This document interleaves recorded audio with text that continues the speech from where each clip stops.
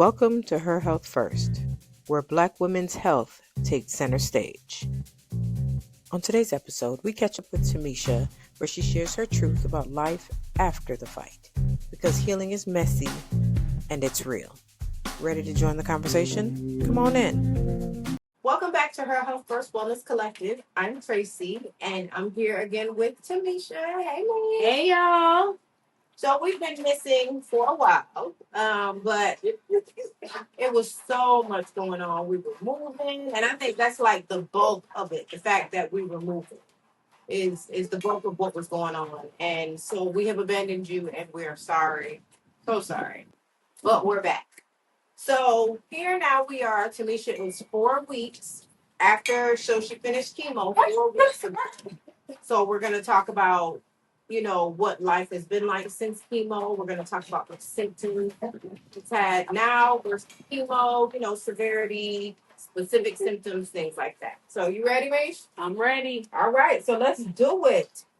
So in typical Her Health First fashion, we're going to talk about it. What is it? What are we having? One thumb up, one down, two up, two down? I'm going to say 2 thumbs down, and it's really because of the physical therapy part and then the symptoms that I'm experiencing. So I'm going to give it a 2 thumbs down, but I am thankful for getting through chemo. Amen to that. So it's been 4 weeks since chemo ended.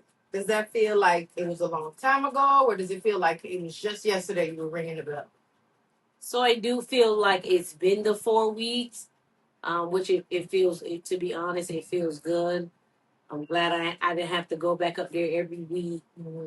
I did have to go get my Keytruda last week, and I'm not gonna lie, it felt a little strange, like when they had to access my port. I guess because it's been a while. I'm so used to the every week. It felt a little, like a little pain on the inside, but not. It was tolerable. It was an easy appointment. I had to see my doctor and Rebecca, my nurse. So it was good seeing those faces, and the other Rebecca, and also our girl Emma. We seen May. So we got to see our familiar faces that made the journey so so much worth going. Like it was like worth it because they were so nice, and even though I may not have been feeling like a 100% my best, they always talk to me, and they talk to my sister. They ask how the family's doing, and anything that I said they remember. So it was just like it's always good to see those pleasant faces in such a setting that I have to be in. Right. They're definitely, that care team, and I know we've said it time and time again. That care team at Tampa General's Infusion Center, oh my goodness. The best ever.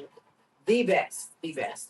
So, what has surprised you the most about this stage of recovery? Like, what did you expect? Are things the way you expected? Is it different than you expected? Definitely different. Okay. So, what surprised you the most? I know that I was supposed to be. I know I'm having a surgery, so that part I knew. I just didn't know it was this many different steps you have to go through. Right. So then I had to go get more. I don't know if the correct word would be placers or markers, and and I know it's for a good reason. It's to help the surgeon to guide them to make sure that they don't take out too much of I guess of the lump or my tissue. So it's like a guidance for them, but the procedure for it is like they have you like in the mammogram, they're just holding your breast there, and then they have to inject you to numb it, but you can't really move or flinch because then it's gonna make it hard for them to do while they're putting the placer in there. Now the right side, it was felt like it was 1, 2, 3, but the left side, it was just like I could feel him pushing, but it wasn't no pain. I could just feel the pressure. So the left side gave a little more trouble, and I guess because it was under in the angle that they had to do it from, it was kind of maybe a little odd. So it was that part. I was just like, oh my goodness. I'm like, is it over with yet? Is it over with yet? And then so that's the part I didn't like. And then also, I'm not gonna say I don't like physical therapy, but anybody that has to do physical therapy, you know how physical therapy goes. They are gonna work you. They're gonna make you do things that you didn't even know you were able to do. So I just went in there for like to meet and greet. And I didn't know they were gonna do like little testing. So they're like, "Oh, can you put your arm behind your back?" And I'm looking like, "No." But it wasn't even really the right side. It was really the left side. The left side been giving me like a little bit of trouble. So I'm like, but I didn't think it was that bad. So she was like, "Oh, we're gonna try to do this. Turn your neck to the right. Turn your neck to the left." And she was like, "I'm gonna press on it."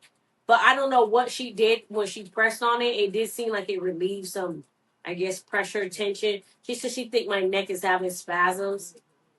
Like muscle spasms. Well, I don't know. Whatever she did, it did help it relieve it. But then, even though it relieved it, my hands started like tingling. But I get the tingling anyway. The tingling and the numbness is, and it seems like since chemo has been finished, it has gotten even worse. Like my hands are going numb. My feet. Oh, we don't even want to get my feet. They're probably the worst. Like the neuropathy itch. That is something I would not wish on anybody. Like the itch is so bad, like I'd be dragging my feet on the carpet, and I'd be taking like trying to find anything that I could dig under my feet to just to get the itch, but it's not even itching. I thought it was an allergic reaction, so I started taking Benadryl. I thought it was either watermelon or cashews, but come to find out it was neither one. It was the neuropathy. But it just so happened 2 days in a row when I ate watermelon or the cashews, is like I started to itch, not knowing it was just the neuropathy acting out. So I was like, oh, I think I'm having an allergic reaction. So then my sister was like, well, why are you itching? Do you have any hives? I was like, well, no. She was like, well, I don't think it's that. She was like, it sounds like neuropathy. I'm like, no, no. So I started just taking a gabapentin, and it helped. Well, I would say it puts me to sleep, so I guess it helps give me comfort. I mean, they say that's like the best that you can do. You know, there's nothing really you could do. It's just your nerves going through what it has to go through. So I'm just dealing with that. You know, sometimes I'm starting to get the trigger fingers in these two fingers right here. So they get stuck, and I have to keep trying to put them back. It's just been a lot with this. The left side is giving me trouble this time. Not the right this time. It's the left. Okay. All right. So now we're going to talk on reflections on chemo during chemo versus now. So looking back at chemo, what were some of your toughest symptoms during chemo? I think for me, the symptom the most that was the toughest was the cough. Mm. The cough literally, like, I forgot about the cough. the cough used to keep me up at night, keep me up throughout the day. It don't matter. I just used to be cough. I used to cough so much I threw up. And it just got to the point where it just was like, this can't be life. Like literally, like my sides hurt, my back hurt. I had to sleep with like a bucket just so that I can throw up and spit because I had so much mucus. And even though I drank a lot of fluid, the mucus was so thick, and I think because of the thickness, because it would get stuck in my throat, it would not come up. It would make me gag. So I gagged a lot. I threw up a lot. I didn't want to eat as much because it was just like, felt like it's stuck. Like I got a cough, but it's not coming out. And I'm coughing, like, felt like I was really coughing up my lungs. Yeah. So for me, that's probably was the worst symptom. Yeah. The nauseousness, don't get me wrong, it was annoying because it just like you didn't want to smell nothing, you didn't want to eat, but you have to eat because you're trying to stay as as healthy as possible. But sometimes the nauseousness, it didn't make it difficult to eat, and then you're eating the same thing over and over and over because you can't tolerate it. Because you can't tolerate, and then some of the times the food that you're eating is not even the good food, the food that you want to eat. Right. But that's the only thing that you can't eat. So they say eat it anyways. So it's just kind of like, which in your mind you're like, okay, you could try this new food, and I'll try something, and I'll be like, no, I can't eat it. Right. I'll try it though, but it's just be like that sensation, and then I didn't want to throw up because that's just like the worst to me. Yeah. Throwing up, ugh. It was definitely 2 thumbs down. 2 thumbs down. Ugh. All right. So now that you're past it, are there any symptoms that have stuck around from during chemo? or any that have gotten worse? And I know you talked about the neuropathy has gotten worse. So the neuropathy got worse. The nauseousness. Now some days I like to be so crazy just by the smell of the soap just to wash your hands. I can't tolerate. Even the soap to wash the dishes, like the Dawn. I love Dawn. Can't tolerate it. And what I notice I can't tolerate the most is my deodorant. I hate putting on deodorant because it just makes me so nauseous. And I'm just like, I'm just like, it's just deodorant. And then the sad part about it, it's like the degree, but it's not even a strong scent. It's just something about that deodorant smell is just, I just cannot tolerate it. So usually what I do is when I get out, I dry my arms really, really fast. And while I'm in the shower, because, I got the steam, I just hurry up and put it on and just close it back and put it away. Yeah. Because I cannot take the smell. That's the soaps, I use Dove, so I can tolerate the Dove sensitive and the blue one.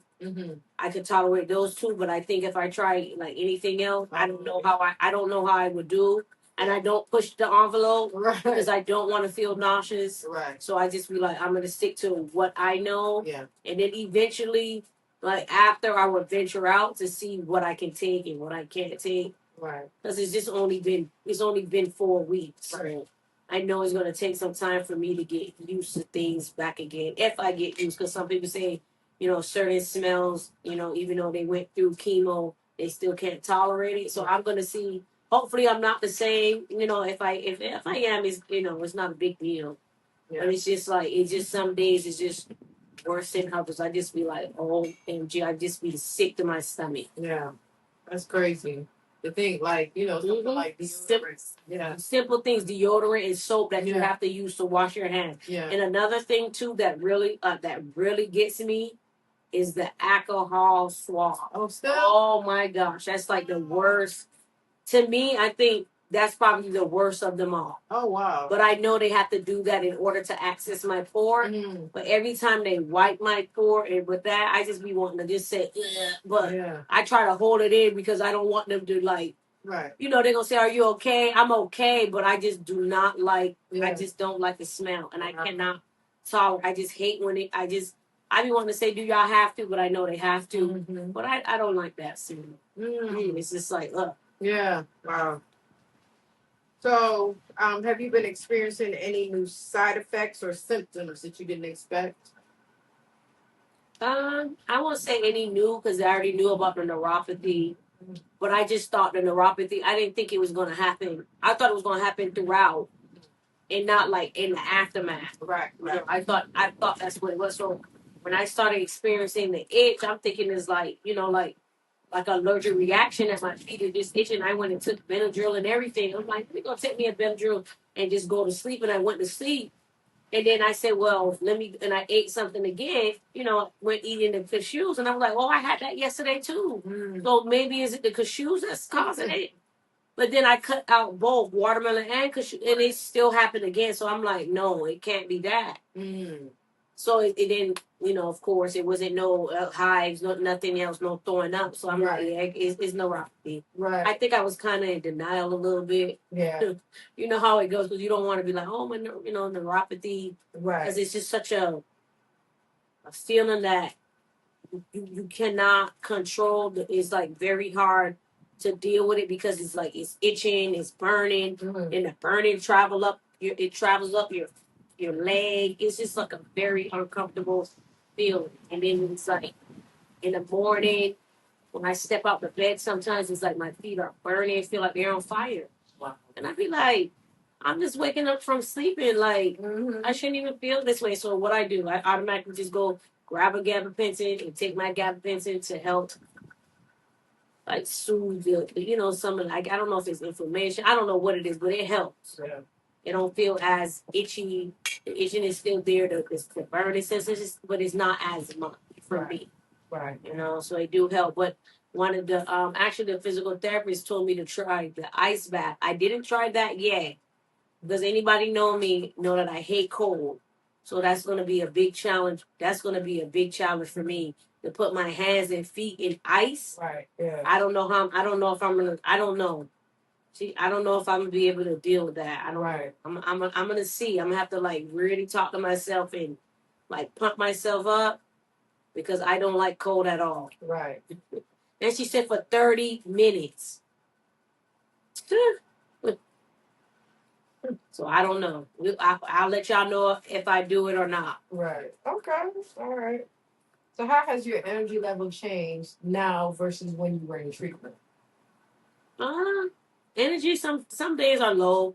Mm. Just seems like doing the littlest thing. So I think for me, I just have to remember to pace myself.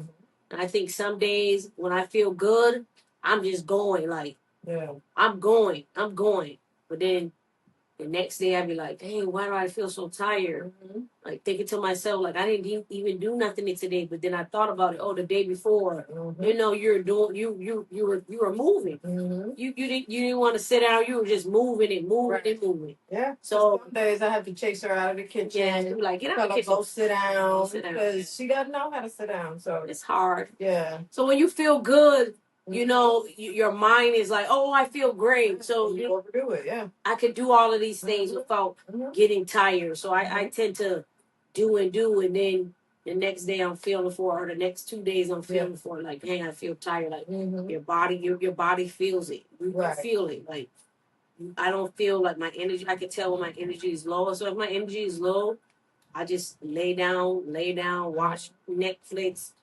Prime Video, Tubi, whoever, and I'll just lay there until I feel like, you know what, it's time to get up. Let me get a little more, try to pick my energy back up. Because when you lay in the bed, I don't know if it make you feel any better. I think it make you more, like, to me, I think it make you kind of more, feel more lazy. But I know when not to get up and when I need to just sit my butt down. Right. So I'm trying to learn how to pace it so that I can have energy for all the days or for most of the days instead of having 2 or 3 good days in a week and then the other 4 days I can't. I'm just like, no, I'm too tired. I don't want to do this. I don't want to do that. Yeah. That makes sense. That makes sense. All right. Emotionally, are there differences in how you feel post chemo versus during chemo? Post chemo, definitely, because now that I know chemo is over, that chapter is closed. Now I know I got to go to another chapter. No, this chapter is surgery. And and then I think because after surgery it could be radiation, and or physical therapy. So now my nerves are just like July 29th is coming. Yeah. Oh, the ball is about to roll. So now I know this is serious. This is for real. Right. And then I think, even though I appreciate the nurse telling me, she told me, which I can respect, but she don't know how I am as a I guess she doesn't know me as a person or as a patient. So when she told me like, oh, I see here you have to be here at 6:30, you have to get more injections in your breast, which I'm fine with that. I could take that all day, any day. And then when she told me surgery maybe later on in the afternoon, like 5:30, I'm just like, oh no. I said she don't even know that now my anxiety is going to be to the roof. But it makes sense. So I'm gonna have to keep telling myself it makes sense for the reason why. Because the injections they have to I guess for when they use the machine it's gonna light up. And then they could determine about the cells, or I guess the cancer cells, and all this stuff that they need to see to figure out what how much they need to take out and all that stuff, which it makes sense. But then when she's telling me I have to be here like 6:00, and then the surgery may not be till 5, see now my mind is going all over the place. Right. But I respect her for telling me, so now that when I get there, I know in the back of my mind, like, you know what, it may be a while before, I have this surgery. So I'm going to have to keep talking to myself, and I'm definitely going to have to talk to myself. And I'm hoping that that I definitely, my heart rate gets out of control when I'm in a setting that I don't like. And I'm hoping I don't get it be beating like 132, 133. And I'm hoping they don't get that high because that becomes a problem. Yeah. So I'm going to have to keep talking to myself, or maybe try to find things to keep me occupied. Right. Well, the difference is I'll be there with you this Well, time. that's true. Because the last time, you remember, it was just you. It was just me. It was late. Yeah. And then that time, it was crazy. They had so many, like, stroke alerts, and it was like 8 stroke alerts in one day. They had to, it was just so much going on. It was just like, every time you hear the thing ring, cold whatever, blue or cold whatever it is, I'm just like, oh my God. Yeah. Yeah, I mean it's and being in the hospital is definitely a stressful time, especially when even though the doctor said, okay, this is the plan, this is what we're doing, still there's that unknown factor. So definitely understand you there. And then so I love that even it's like you had that time to get that relief from chemo being over. Yeah. But then, that anxiety geared up because it's like, okay, I know we still have another step and another step and another step. So So we're waiting. I know they said that after surgery, that radiation radiologist, however you say it, radiation oncologist. Yeah, that one. They're gonna come and tell me, I guess, whether I need to do it or if I don't need to do it. So I'm hoping to come tell me with the good news that I don't need to do it. But if I do need to do it, I'm already prepared myself for it. Yeah. And then I know I have physical therapy, but my physical therapy probably won't be maybe like, I think she said like maybe a month after the surgery because I got to get cleared from my doctor. Right. I got to get cleared. I got to get healed. Right. So I guess they're not going to push it. But I know when I get there, I'm going to have to be ready for her because she was ready for me. I can tell you that. And she was so sweet. She was. She was so sweet. Yeah. So sweet. She really was. And then, so let me tell y'all. So the physical therapist is also going through treatment. And so they bonded. Guess what they bonded over? The lack of nose hairs. Okay. Yes. The physical therapist, they bonded over the lack of nose hairs. So she felt my pain. And she was like, and she was like talking about her husband just cuts his out, cuts his off, and we want him. Yeah. And he doesn't want him. It's just like, She's like, nobody talks about the nose hair. And I said, exactly. Like, you just be, you're talking and it's just, you know what I mean? You know how embarrassing that, like, for me, I would be embarrassed if I'm talking to somebody and my nose just start dripping like that. Like with family, whatever. But, you just get, like, you out in public. Yeah. Or whatever. Or you have to take your mask off to because sometimes the mask get hot. Sometimes you just got to wipe your face. Mm-hmm. And they just imagine is running down. Like, it disgusts me. It's just so disgusting to me. All right. So now let's transition into preparing for surgery. So, like you said, surgery's coming up soon. And now, this will be published on the 23rd. So when you guys see this, it'll be 6 days till surgery. So what's going through your mind as you prepare for surgery? Well, for right now, I'm cool now because I know I have some time. Yeah. It probably will be the night before. Mm-hmm. I probably won't be able to sleep. And then they tell me take a shower in the morning and can't put on no deodorant. You can't put no lotion on. And when you're, we're a creature. We do things. We're a creature by habit. Mm-hmm. Is that right? Yeah. Creatures of habit. Yeah. Creatures of habit. And then sometimes I go put lotion on and I be like, oh, gotta go jump back in the shower to go wipe it off. Even though they're gonna wipe you down, but still they're gonna say, did you put on lotion? Yeah. Because you're not supposed to. So it's kind of like I have to keep that in my mind. Yeah. I know I'm not gonna be able to go to sleep. Right. Understandably. And then they telling you, oh, you're going to drink liquid. Mm-hmm. Oh my gosh. So you guys want me to keep going to the bathroom?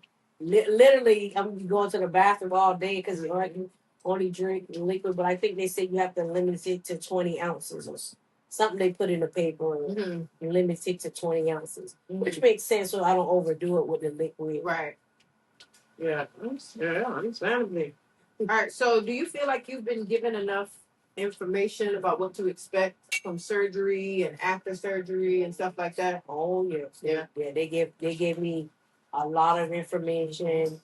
They even explained, like about the lymphatic system and And then I mean, I learned, you learn something, each time I go, I learn something new. And I learned that I didn't even know, I didn't even think about it. So like, oh, when you get your lymph nodes taken out on that side, you shouldn't let, like your blood be drawn from that side because, you don't have as many lymph nodes as, like you were supposed to have because, the lymph nodes are not going to grow back. Right. And I never thought about it. She was like, don't let them check your blood pressure. Like tell them to use your left side and not your right side. So that was very vital information for me. And she was just explaining like the lymph and what to look for, like if your elbows look swollen. And she was like, it doesn't just get big, like your arm don't start swelling overnight. She said it's things to look for before it happens. So she was like, every morning when you wake up, check your elbows. So I definitely be doing that. And my sister is here, so she's in the healthcare, so she would know what they expect more than I would. Because I'm gonna look at my elbow, I'm like, ooh, like my elbows look ashy or something like that. I probably wouldn't even be thinking about what I'm supposed to be looking at. Right. So I'll have her double check with me. Yeah. Just to make sure. Yeah. And she would know.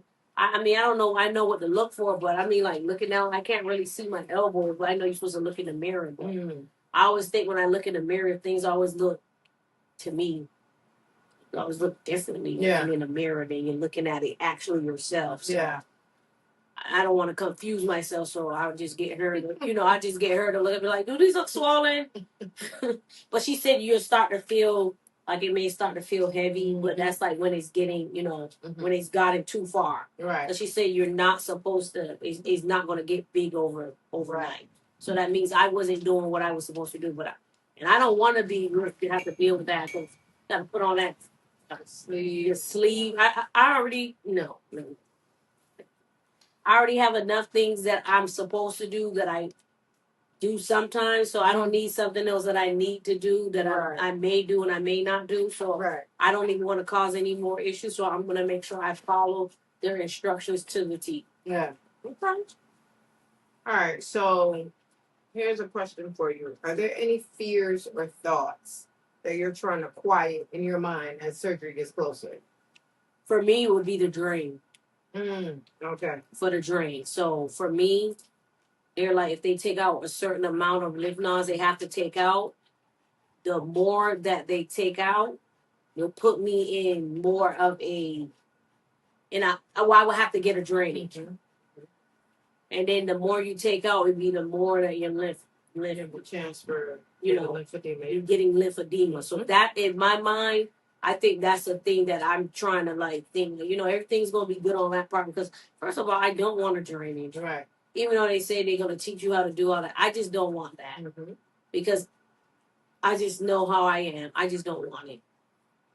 So, and then I just think for the lymphedema is putting me more at risk. I'm just like, oh no, I don't want to even think like that. So I'm just going to claim that they're going to take out the least amount as possible. Amen. And then they're going to do what they have to do, and then I'll be in recovery and that with my family. Right. That's my goal. Man, I like it.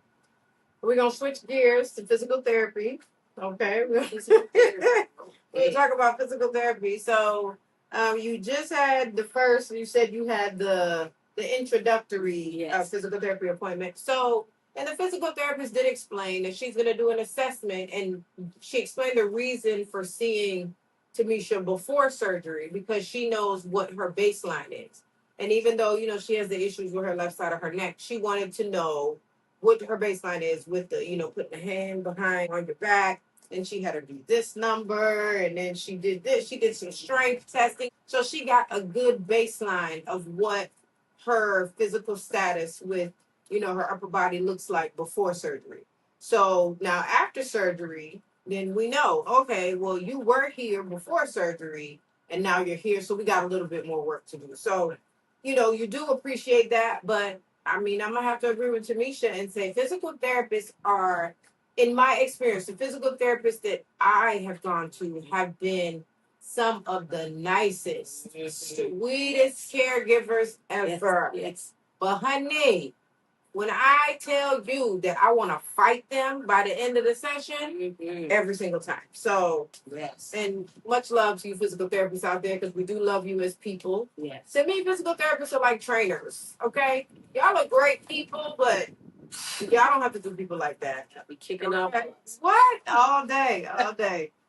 So you already talked about what the appointment was like for you. And we already know you weren't happy with the exercises they gave you. So what about the exercises didn't sit right with you? It was just like, they were like painful to me. And I didn't even realize, I guess because I didn't realize I was in so much pain. I knew my left side was giving me trouble. Mm-hmm. But just to turn like this, like, for me, I can't even turn all the way. I got to go like this. Yeah. It's killing me. Mm-hmm. When I go like this, it's like I could feel all right there. It's just like pulling.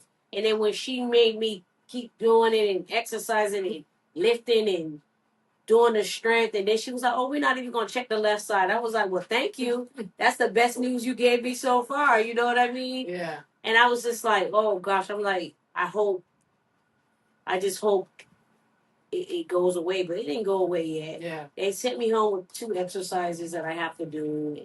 We're gonna start doing the exercises and going like this. I can't even like it just the pain. It's just pain. Yeah. That's all I can say is pain. Yeah. And I'm just like, I'm getting ready for surgery. Then you want me to do exercises before surgery and then after surgery? I'm like, do I get a break? And she was like, "Oh, it's it's gonna be for the best for you, and if we adjust your, and then I mean, she was sweet. She was like, if we put your head on a pillow and it doesn't feel good, she was like, let them know because it can make what's going on here worse. Right. But I already have, to be honest, I have back problems. I have a lot of back. I do have scoliosis. I already have sciatic problems. I have a disc in the back that's messed up. I don't know. It could be from that. I don't know. Like I was in physical therapy to get all this stuff corrected, but because of the issue with my breast, I had to stop. Right. So now it seems like I'm gonna be starting back from square one because it was actually like my back was feeling a little, I would say so. Yeah. The sciatic nerve wasn't. It was here and there, but now I feel it more now. Yeah. So I don't know if it's the back getting back out, or I don't know if it's out of we just need exercise and need movement. I don't know what it is, but or she said it could have been me just overcompensating on my left side because of my right side is so I was so guarding my right side. This is my dominant hand. Yeah. So it's like I have to try to do everything with my left hand. Yeah. And now my left hand, both of them are weak. Like I can't even open up I can't even open up a coconut water, like the bag of chips. I'm struggling. It's like the mobility is very, is each day is like on and off. Yeah. Some days I have better days than others where I can open up a bag of chips, and then some days I can't open it at all. I could get somebody else to do it. The coconut water, definitely can't open it. Mm-hmm. Even opening up my water, I have to sometimes use a knife to give me that extra edge because I know I could go like this and pop it as the hands are so like weak and whatever. It's just, I mean, but I know it's part of the chemo, it's part of the process. So I can't really, there's nothing I really could do about it. I just, pray about it, pray I get better. Yeah. And just, they said eventually it will get better. I just got to wait for it to get better. I think sometimes, we don't realize too, like you said, you were overcompensating. You probably were overcompensating. I think we don't realize whenever we start guarding and we're protecting, somewhere that hurts. Because the thing is, when you're in pain, your body, like, subconsciously, you're gonna try to find a where that makes it feel better. Right. And once you find that position that makes it feel better, you're gonna hold on to it and you're gonna find it. So. So we're gonna do these exercises and we're gonna get it popping. All right, so we're gonna wrap up. So what's one thing that you want people to understand about this phase? Life after chemo, but before surgery. So that in between phase. What's one thing you want people to understand? That even though you got through that first phase, you still got those other phases that you may have to go through because everybody don't have to have, I guess, radiation. Or some people get the surgery before the chemo, so Right. some orders are different. So Yeah. whatever phase you're in, just know that there is a next phase, and Yeah. even after I'm finished with all this stuff, there's still other phases that I will have to go through. Right. I still got to continue to get my Keytruda. I still got to continue to keep going to my appointments to get my checks. I still got to do my breast exams and make sure I'm eating right, because eating. And that's another thing the physical therapist said too, that um, once you get your lymph nodes taken out, I have to definitely watch my sodium intake. So now for me now I'm not going to be eating like how I was. I'm going to be looking at that sodium. Like, how much is the sodium? Oh, 150. I have to deduct this from what my daily sodium amount is, which I really don't know. I really don't know what is a week, but I can. I could ask my nutritionist. I think she probably did write it on a piece of paper, but I'm going to ask her. Matter of fact, now that I'm thinking about it, I am going to write her till I'm going to go to surgery. What should my intake for sodium be? Because she would probably be the best person to ask. Right. Because I need to know, so that way I can start gearing up and make sure I look at every label keep it track, and I'm gonna get an app for it so that I could know. Well, we just looked at the sodium today. Oh We yes, got those crackers. Yes, yeah. yes, crackers, like 11 crackers. Sodium was like 135. 135. So now I'm gonna have to pay attention to, or if I eat 11 crackers, my sodium is already at intake is already 135. I'm gonna have to pay attention to all that stuff and cut back on. Yeah. Not to eat it. If we eat out, we don't eat out like that, but just have to cut back more on that, because I don't know how much sodium that that I will be intaking, or things like that. And just know that I gotta do better, and I gotta go to the gym. Really, keep saying I'm gonna go, but this is gonna force me to go, right? Because I have to remain healthy. Yes, I can't just be putting junk food in my body. And at least do your cardio. And I gotta do my cardio. I gotta keep up with my proteins. Watch my intake, watch my sugar too. Definitely sugar. You've been doing good with the I've been doing sugar all the matter of fact. I don't know if y'all knew. I don't know if I mentioned it, but my A1C, it was up there. I was almost. It was trying to put me on the medication, but I was like, I'm not for the medication.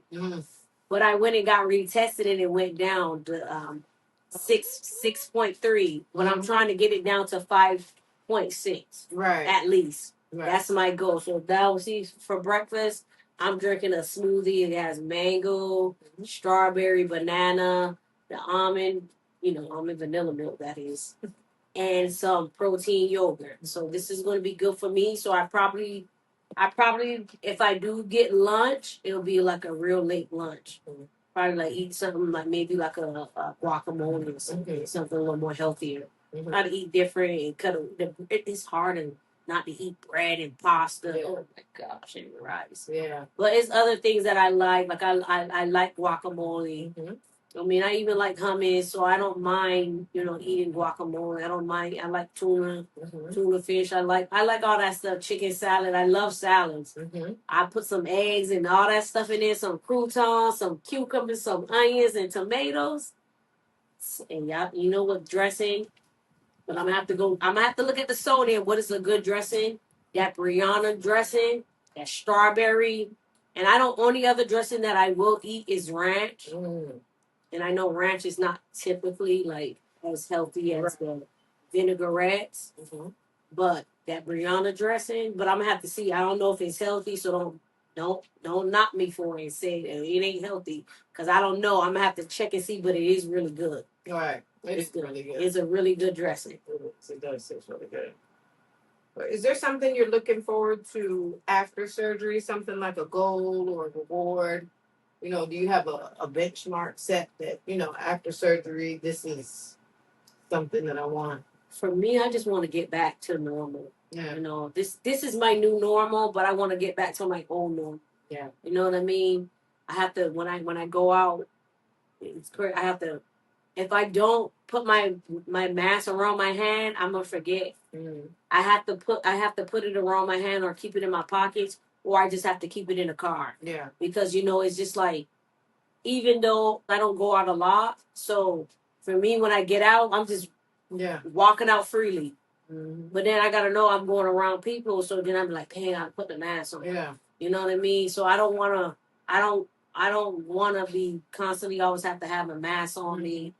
I don't want to go through that because it's hard. It'd be hard to breathe. It'd be hot, and in Florida it is humid.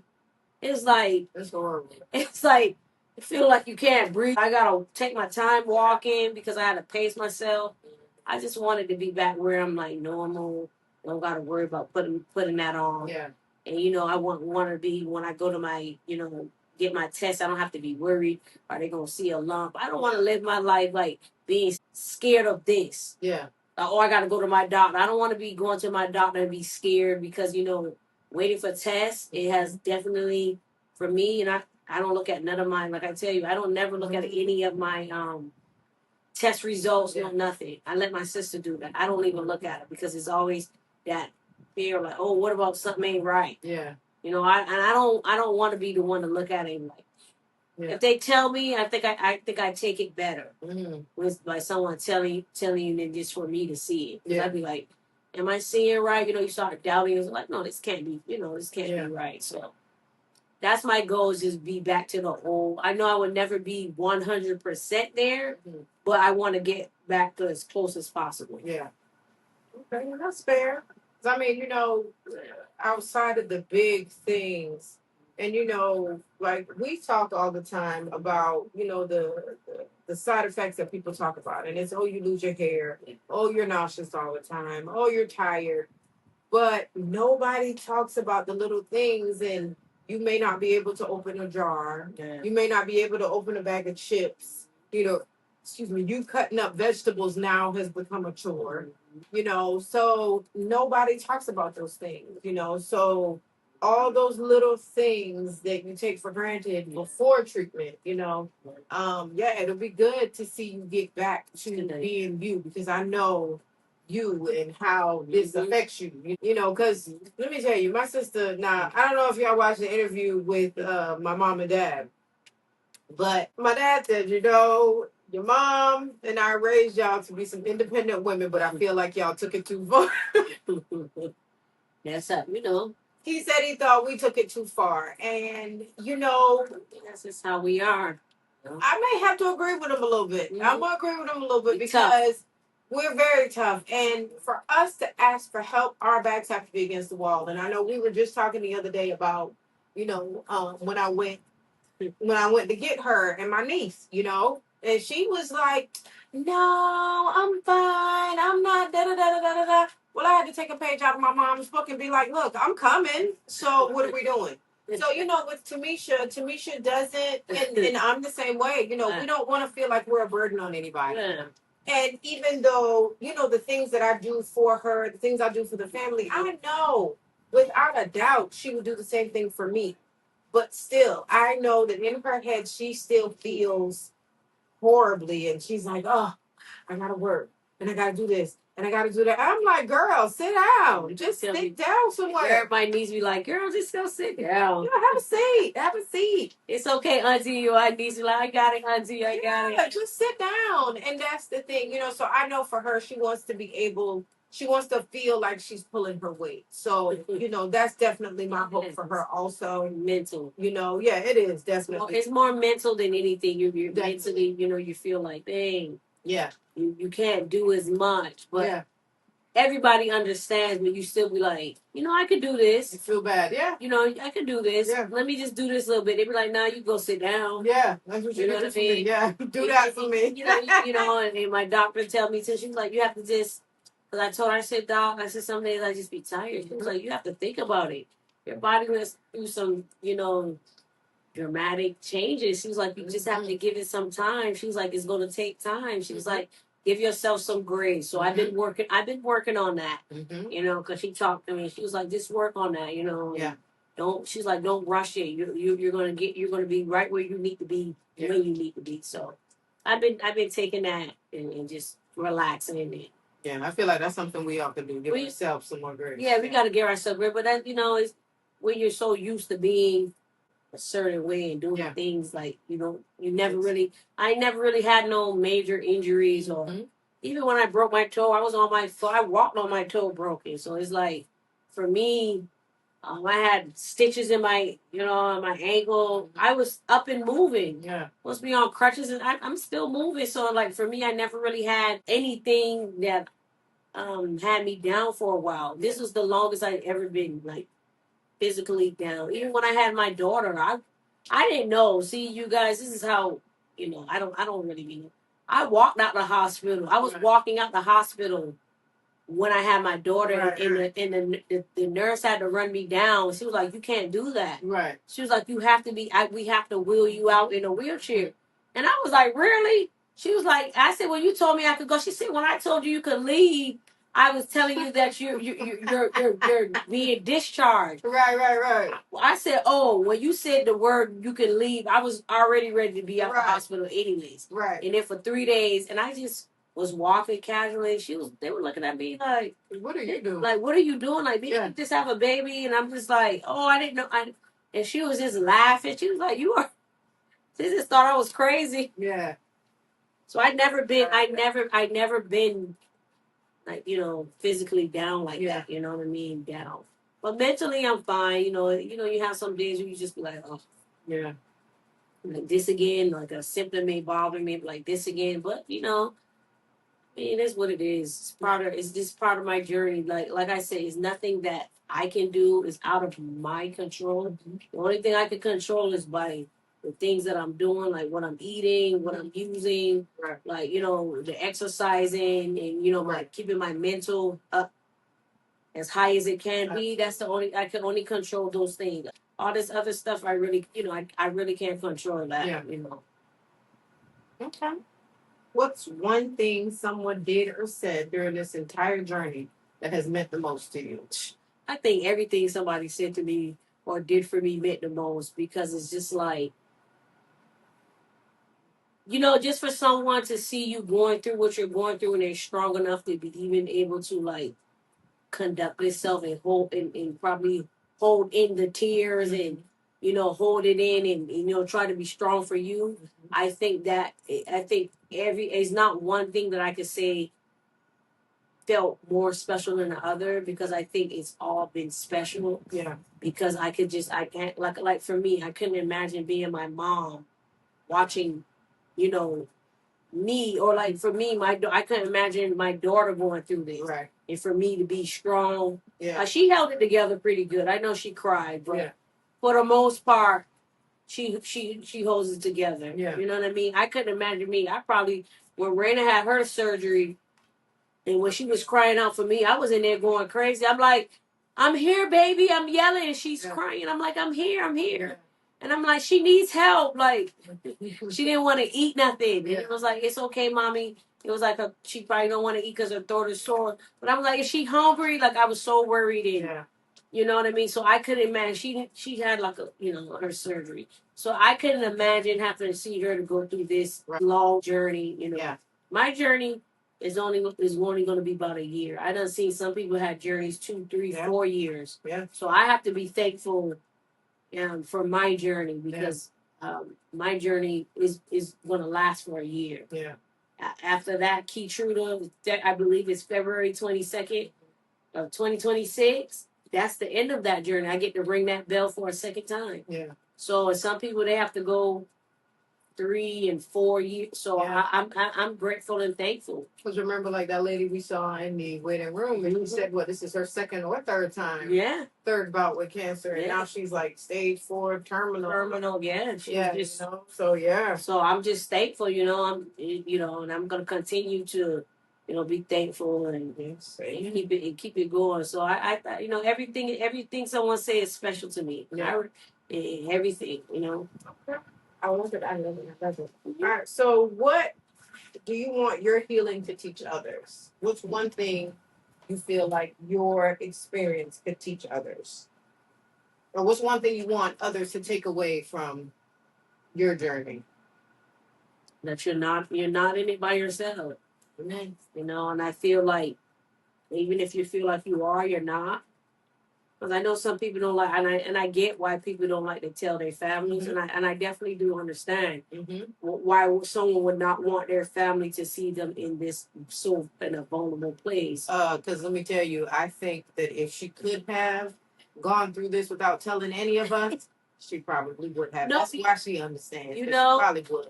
She probably so would. you don't want to, and I get it why people would want to do it by yourself, but I think it is good to have people around you to help uplift you. Because sometimes, some days you do have those days where you be just like, some days I'd be like, oh man, I don't even want to go to this doctor's appointment. Like the physical therapy appointment, I'm not going to lie, I didn't want to go because I already had an appointment with my primary that day. And I just kept saying it to myself, I'm like, I don't want to go to this appointment. I really want to go. I just really want to cancel. It's like, but we're going. So it's like, sometimes you need that. Right. Because if you're there by yourself, and you could talk yourself out of it, it's easier to talk yourself out of it. Right. But if you have someone there with you, like, oh, we are going. Yeah, you will just you just gonna be like, you know what, you're right. We're going. We on it's on the calendar. We going. So it's like, so I just want anyone that is going through it, or know that they feel like they're by themselves, don't do it alone. Even if you talk to us, or you know say anything on a post and you need someone to talk to, I'm always here for any questions or any concerns or anything that I can do to help to make the situation a little better. Right. Or ease your mind a little bit. I'm always here to talk. I would love to hear other people's story, their journey. Yeah. We always invite everybody with open arms, even men. Anybody, children, if they want to tell their story, we would love to hear it. Because for me, I would never, to be honest, I would have never got onto this microphone and tell anybody about it. Yeah. And my sister, she challenged me to it. And I'm like, you know what? Let me just, instead of me, the old me would have been like, girl, I'm not doing that. Not catch me on there.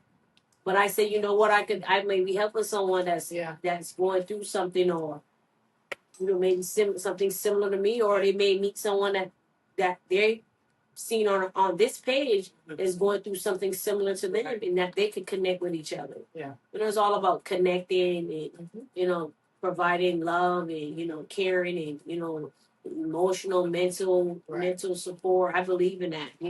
Yeah. I definitely do believe in we all have to support each other. Like they say, it takes a village, man. And that's what they mean, and it really does. Yeah. Yeah, amen. I mean, and I will say too, for me, I've learned a lot, throughout your journey. I've learned a lot. I mean, especially with like some of the symptoms, because like we say all the time, people always talk about the more common ones, but I have learned a lot, and even though I am glad that chemo is over. I am so happy she's happy about oh my gosh, honey, because those Wednesday trips to Tampa General, whoo, Lord. But I also know that it's not over, and I still know we have some work to do. But anytime that you have this big task. You finish one part, you're like, oh, yes, thank you, Jesus. We're done with that. And now we're going to focus on this next one. So I've learned a lot about cancer and just, how it works, how the medicines work and stuff like that. So definitely appreciative. I'm glad that I was able to strong arm her into coming on and sharing with you guys. So definitely appreciate you. So that is it for us today, unless Tamisha has something else. No, that's it. Everyone be well, stay safe, and keep healthy. Love y'all. Yes. Thank y'all for listening and tuning in. Yes. And we'll be back. We will be back. I know we're gonna do better. We'll be back next week. For real. We're gonna be back, okay? So until then, this is Her Health First Wellness Collective, Tracy and Tamisha, and we will see you next time. Peace, love, and happiness. Thanks for putting your health first with us. Subscribe, share, and stay rooted in your healing.